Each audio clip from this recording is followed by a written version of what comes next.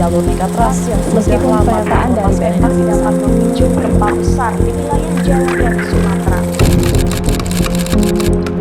Iya, jadi ya tadi megatrust itu gempa yang besar yang terjadi pada zona subduksi.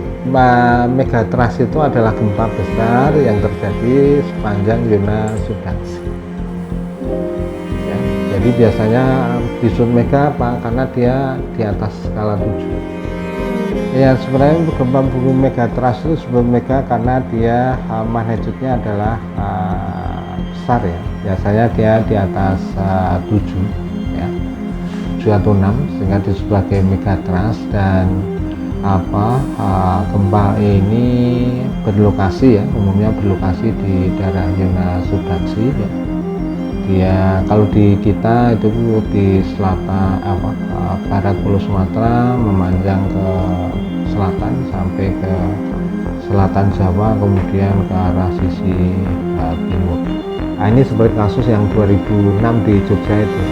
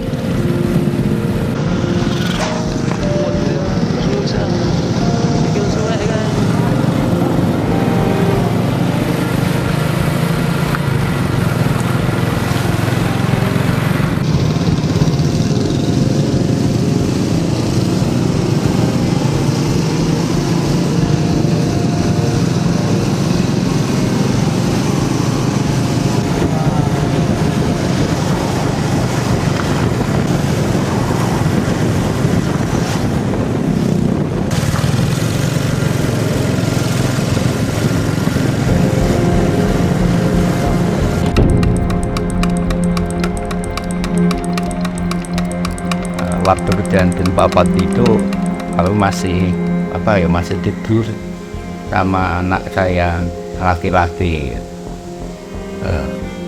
Kebetulan ada gempa itu kami bangun, terus anak saya yang laki-laki, kami tidur cuma di lantai saya tarik keluar lewat samping, bukan lewat depan.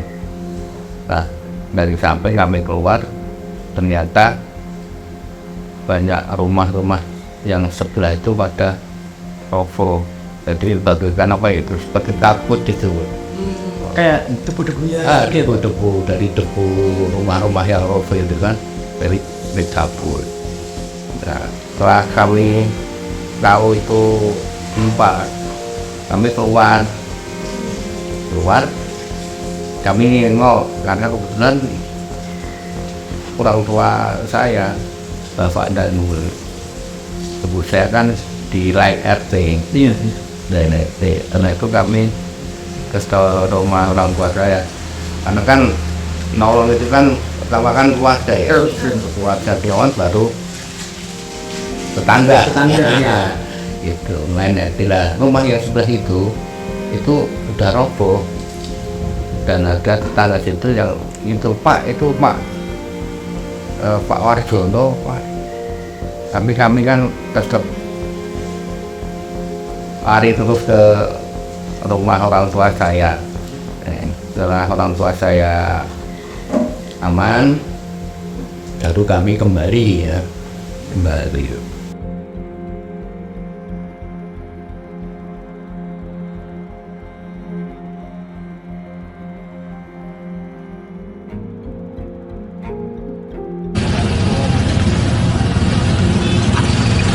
Adik, jalan mas. Bawa gitu, ikut kan.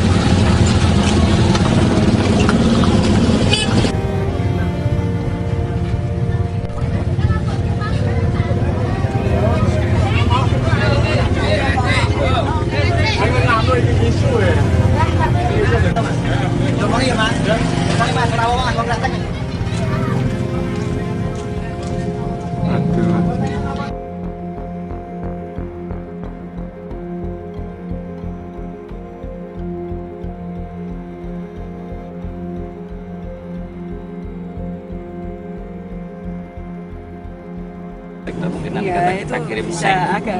Cuman Iya, kemarin kan seng lalu masih nanti pagi. dirakit di sini. Mungkin kita seng kelihatannya. Soalnya waktunya agak Ji. lebih panjang. Mungkin hampir seminggu Ji Pak. Ji. Iya, Mungkin lebih, lebih, Pak. kurang Lebih, lebih. Pak. Kalau yang Iya. rumahnya hancur rata tanah itu terus Iya. gimana, Pak? Nggak mungkin seminggu jadi, Pak. Pasti bulanan itu, Pak. Oke Pak, waktunya. bayar dua seng. Jangan Saya tinggal di Dusun Kadirojo, Desa Palbapang, Kecamatan Bantul, Kabupaten Bantul. Ya, peristiwa ini sangat memilukan, sangat apa ya, karena ibu saya, adik saya, ponakan saya menjadi korban ya, tetapi itu di lain rumah. Jadi waktu itu sebenarnya saya itu kan saya ingat betul itu hari Sabtu sekitar jam 5-6 lah gitu nggih. Jadi waktu itu saya sebenarnya malam Sabtu tuh karena saya pegawai negeri, Sabtu tuh libur, saya ronda gitu ya, ronda. Saya memang suka main gaple untuk cegalek walaupun tidak pakai uang gitu ya. Jadi kemudian saya pulang itu sudah menjelang subuh itu. Setelah subuh saya tidur kembali itu. Tapi kemudian ya sekitar jam 6 kurang sedikit lah. Kemudian terjadi gempa itu ya, gempa itu. Tapi saya sempat keluar dari ruangan, kamar tidur begitu. Saya sempat melihat ke Merapi karena pada saat itu Merapi itu sedang aktif lah gitu, sedang aktif. Saya pikir, waduh, saya dari rumah saya itu saya keluar kamar tidur itu bisa memandang langsung puncak Merapi. Tak pikir, waduh, ini Merapi nih gimana ya gitu. Imagine saja bahwa gempanya itu kayak tikar itu kayak dikebutke gitu ya, orang Jawa bilang ya. Jadi desa itu terombang-ambing kayak perahu di tengah lautan gitu. Nah, itulah saya pada saat itu saya sedang bopong anak saya itu. Nah, saya nggak sadar bahwa itu tuh ternyata gerakannya tuh tanah itu naik. Jadi saya kayak terpental ke atas itu tiba-tiba tanpa kuasa saya untuk ini. Tahu-tahu saya udah jatuh, anak saya udah terlepas, saya sudah kepala saya bocor gitu. Anak saya terlempar, ya anak saya kemudian malah sampai istilahnya pasca gempa itu setelah saya recovery, anak saya itu kalau ditelepon ketakutan karena mungkin lihat kepala saya yang penuh darah gitu ya. Alhamdulillah lah saya, walaupun saya ini bukan seorang yang religius amat gitu, tapi dari mulut saya tuh ingat anak saya pun menjadi saksi. Saya keluarlah kalimat-kalimat astagfirullahaladzim, astagfirullahaladzim yang begitulah waktu itu ya, waktu saat gempa terjadi. Dan istri saya yang di belakang saya masuk di kolam itu sampai retak pinggulnya ya, itu yang menurut saya, jadi mungkin itu ya karena itu mungkin mudah-mudahan ini pengurangan dosa lah terhadap saya dan istri saya itu sebagai orang tua. Kalau anak saya sih nggak ada cacat sedikit pun tidak gitu, karena mungkin dia masih nggak punya dosa kali ya, masih usia 4 tahun gitu. Itu pengalaman saya waktu gempa itu gitu. Luar biasa, apalagi yang di daerah tenggara arah dari rumah kami ya, di daerah Ganjuran itu sangat ini sekali, kerusakannya sangat masif gitu. Dan itu yang mungkin ditinjau waktu itu ditinjau Sultan pun daerah sana itu karena paling parah gitu. Di daerah saya itu rumahnya ambruk semua lah, karena rumah-rumah model zaman dulu kan nggak pakai konstruksi besi gitu. Jadi saya kira hampir seluruh desa itu rusak semua rumah itu. Tapi kalau alhamdulillah kalau orang zaman dulu itu, rumah saya yang justru model yang lebih baru gitu ya, rumah orang tua saya yang ditempati adik saya itu ambruk total, rata dengan tanah gitu. Maka itulah adik saya, ibu saya, keponakan saya nggak terselamatkan. Nah, kalau rumah saya kan kemudian dapat hadiah rumah dari orang tua, istilah kalau mbah saya itu tabun lah gitu, karena saya kemudian cucu yang dianggap bisa merawat rumahnya sehingga saya tinggal di lain rumah. Tapi kalau rumah saya malah ya cuma retak-retak gitu, cuma saya sendiri pun juga itu sebagai korban gitu. Nah, saat itu menurut saya hampir semua ya boleh dikatakan separuh lebih rumah tuh ambruk semua lah daerah saya Palbapang gitu. Saya walaupun saya di MMTC ini saya ada di lantai 4 dan mungkin ini sudah dikonstruksi tahan gempa, tetap saja ada gerakan yang mungkin waktu dibangun gedung sebelah itu, waktu ada orang memancangkan tiang pun ada rasa nggak bisa hilang. Saya kira nggak bisa hilang. Termasuk kasihan ya anak saya itu kadang-kadang, kami misalnya makan di JCM gitu, di lantai berapa itu ada gerakan-gerakan, misalnya di situ ada orang mungkin menapakkan kaki, anak saya pasti agak ya termasuk di rumah pun ketakutan itu nggak bisa hilang. Anak saya sampai saya sendiri pun nggak bisa hilang. Di rumah ada tikus di atas atap gitu ya, bunyi ya tikus lari-lari di atas atap pun kita sempat apa ini gitu. Jadi terkait dengan Megatrust, kami dari BPBD Kabupaten Bantul dan mungkin dari BPBD di Indonesia yang lain juga selalu memberikan edukasi, imbauan, baik melalui sosialisasi langsung ataupun melalui media sosial ya sekarang yang bisa kita akses. Tentunya banyak yang bisa kita persiapkan terkait dengan mitigasi. Apalagi isu atau informasi yang beredar sekarang adalah terkait dengan Megatrust. Artinya ketika kita tahu wilayah kita itu sudah berada di wilayah yang memiliki potensi ancaman gempa bumi, bukan kemudian kembali lagi ke kepanikan yang terjadi, karena kita itu tinggal di wilayah tersebut sudah sejak lama, sehingga ketika kita sudah tahu potensi gempa di sekitar kita, berikutnya adalah bagaimana kita harus segera bergerak untuk melakukan mitigasi.